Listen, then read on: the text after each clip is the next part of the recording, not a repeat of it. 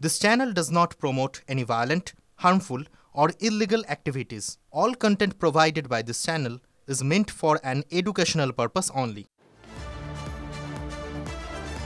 পরের খবরে নজর রাখবো। ইএম বাইপাসে পথ দুর্ঘটনায় মৃত এক যুবক। বাইক নিয়ে উল্টোডাঙ্গা থেকে বিল্ডিং মোড়ের দিকে যাওয়ার সময় নিয়ন্ত্রণ হারিয়ে ডিভাইডারে ধাক্কা। ঘটনাস্থলে মৃত্যু ঘটে ওই যুবকের।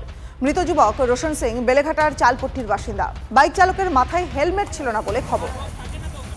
ইএম বাইপাসের ওপরে কাদাপাড়া মোড়ের কাছে পথ দুর্ঘটনায় মৃত্যু হলো এক বাইক আরোহীর। ঘটনাটি ঘটেছে গতকাল রাত 12টার পরে। এই হলো ঘটনাস্থল। ঘটনাস্থলে এখনো পর্যন্ত রক্ত পড়ে আছে। দুর্ঘটনার শিকার হয়েছে এক যুবক, যেটা আমরা পুলিশ সূত্র থেকে জানতে পাচ্ছি যে বাইকে করে যাচ্ছিল সেই যুবক। সামনেই কাদাপাড়া মোড়, ঠিক এই জায়গাটাতে এসেই ধাক্কা মারে বাইকটি। তারপরেই বাইকটি উল্টে যায় এবং ঘটনাস্থলেই মৃত্যু হয় সেই যুবকের। ঘটনার পরে আসে বেলেঘাটা থানার পুলিশ এসে সেই দেহ নিয়ে যায় এনআরএস হাসপাতালে।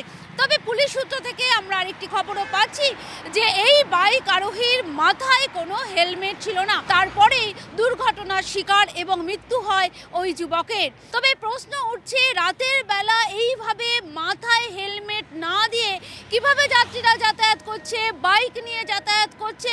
সেক্ষেত্রে ট্রাফিক পুলিশের যে নজরদারির কথা, সেই নজরদারি বা কতটা হচ্ছে সেই নিয়ে উঠছে প্রশ্ন। ক্যামেরায় অমিত দাসের সাথে সোমা দাস, টিভি9 বাংলা, কলকাতা।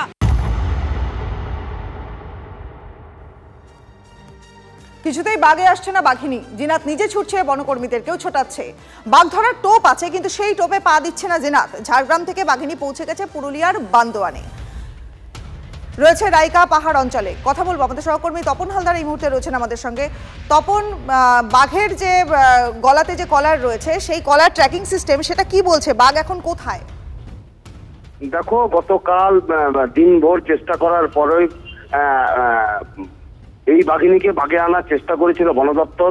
বিভিন্নভাবে তার খাবারের উপকরণ তৈরি রাখা হয়েছিল, কিন্তু বন দপ্তর সূত্রে যেটা জানা যাচ্ছে, গতকাল রাত্রেই ওই খাবারের পাশ দিয়েই এই বাঘিনী অন্য একটি জঙ্গলে, মানে পাশের একটি জঙ্গলেই সে এই মুহূর্তে অবস্থান করছে। ফলত বন দপ্তর সূত্রে খবর যে এই বাঘিনী খাবার দেওয়া সত্ত্বেও কেন খাচ্ছে না, সেই নিয়ে একটা চিন্তার ভাঁজ, যে তাহলে এই বাঘিনীকে কিভাবে বাঘে পাওয়া সম্ভব হবে।